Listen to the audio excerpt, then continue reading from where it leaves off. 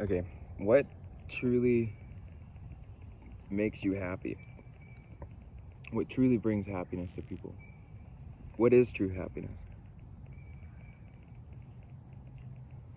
How do we become happy? So, from my experience, there are two different types of happiness.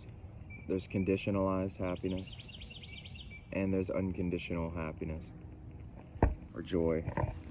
And most people on the planet are living through conditionalized happiness.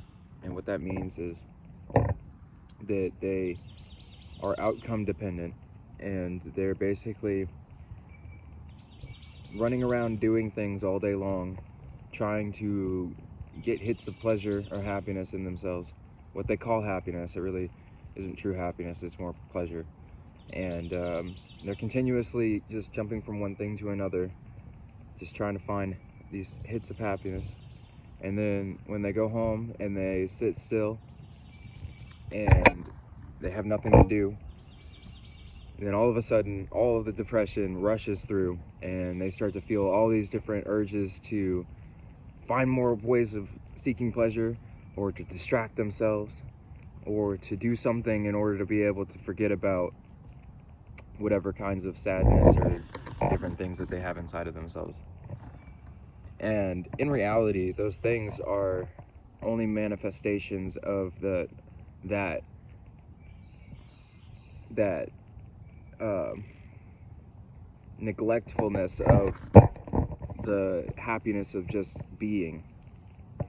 So, like, really, to seek happiness through outcome dependency and through doing things causes sadness, because it puts you into a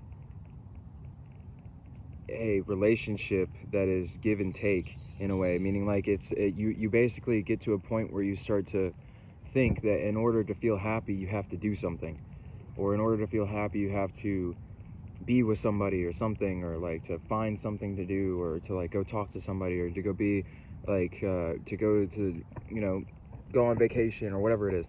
You think that these different ideas that you have in your head are the only ways to be able to experience happiness. So you conditionalize your happiness to basically funnel it into these particular things. And then even when you are doing those things, you're not even happy, because your mind is thinking about all the other things that you're unhappy about, and you're unable to even be there when you're actually doing it, which I find hilarious, because some of these other things that I've done in my past, where I would go to vacation, and I'd be so excited because I was going to be able to relax and I was going to be able to feel happy, and I go there and then I realized that I was unhappy the whole time, the same way as I was anywhere else as what I was doing before. Or I go hang out with friends, and then I realized that afterwards I felt sad because of the fact that I was happier then than I am now. You know, like all these different things, like this is all conditionalized happiness. This is all things that makes it to where you can't hold on to the state of happiness inside of yourself. So in order to find true happiness, you have to go beyond pleasure and pain. You have to go beyond seeking through things. You have to figure out how to turn on the happiness inside of yourself. You have to go inside yourself and really seek to what it is that's actually being turned on when you experience happiness.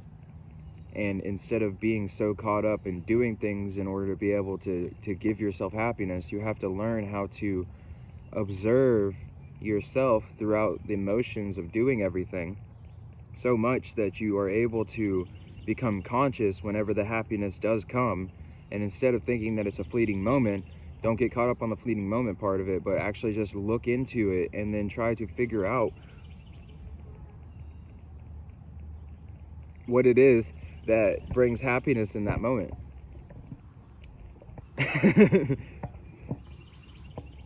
Anyways, so basically the point being is that for me, the first thing that I had to do in order to be able to figure out how to become happy was to get rid of the idea that doing things and being with people and that consuming things was going to make me feel happy. I had to go beyond that. And then I had to realize that really the only thing that's going to make you feel happy is finding the source of happiness. And truly the source of happiness is infinite love, or God.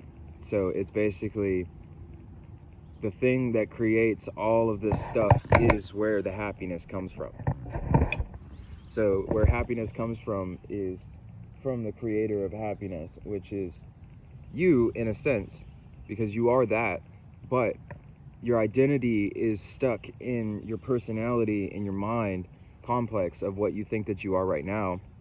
So it limits you from being able to actually experience what you actually are, which is an infinite being of infinite proportion and infinite love, which has an unlimited amount of love and happiness that it can tap into. So really, like, the way to find happiness is to slowly strip away all of these different ideas of what you think brings you happiness, and then to go inward, and then to learn how to actually disregard what you thought was bringing you happiness before, and to turn on the happiness by kind of recalling it to yourself pointlessly. So like, I could go into a memory and I could recall what it was like to feel happy whenever I was going and having a day at an amusement park and going to like ride roller coasters on something.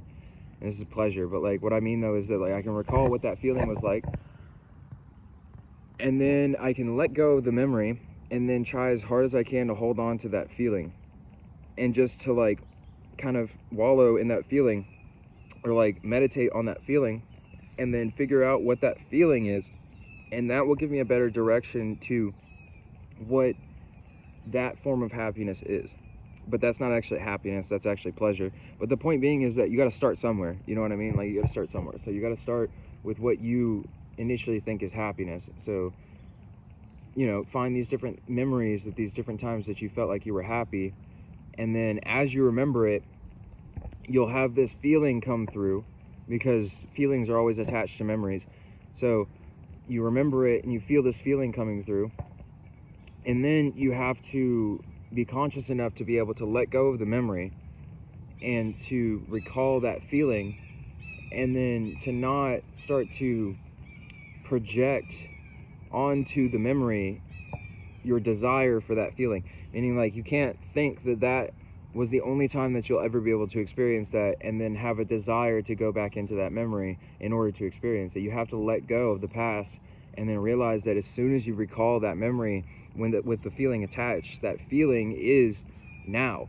So you basically hold on to the feeling, and then you analyze the feeling, and you allow that feeling to be able to kind of well up inside of you. And then once it starts to fall away, you don't grasp onto it trying to hold on to it. You just allow it to go, and you realize that there's an infinite well of these feelings. You just have to learn how to direct your attention into that kind of realm of consciousness, because a lot of times people are so caught up in their drama and all the things that are going on in their mind, that their mind is off in so many directions that they can't focus their attention onto one thing and hold their attention on that. And that's really the way that you call happiness to you, because happiness is just a state of consciousness, and your energy goes where your attention goes. So like, if you can put your attention on happiness, then your energy will go to that, and then it'll pull the sensation of happiness to you. And then you'll start having these other dissonant thoughts come through that are going to try to convince you that you shouldn't feel this feeling or whatever, and you have to completely disregard those and then hold a meditative state on that particular feeling of happiness in order to be able to call that feeling to you fully. And then, so this is just a logical way of being able to do it. But then there's also the kind of attention on God, which is the illogical way. And so what you do is you literally just like continuously redirect your attention to God being whatever highest form of love and happiness that you can possibly think of, and then you just continuously like give portions of yourself to that, and you start trusting more and more and more in that, and then eventually it'll feed back happiness to you in a way that's different than you having to really try. It's more that you consistently give love to this thing that's not outside of yourself. It's actually it is you, but it's something that's much greater than you. It's like your higher self.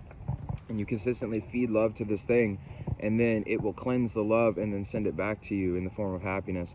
And then so that's another way of doing it. But I feel like happiness is something that the only way to be able to actually truly experience happiness in yourself fully is to give up the thought of conditionalized happiness, and to really start to learn how to allow yourself to feel happy for no reason. And what I mean by that is to learn how to manufacture the feeling of happiness inside of yourself for no reason other than the fact that you love yourself and you want yourself to feel happy no matter what, and that it's pointless to feel sad feelings, because all it does is just hinder your growth and hinders your ability to be able to do things. It just makes everything more difficult. So it's pointless.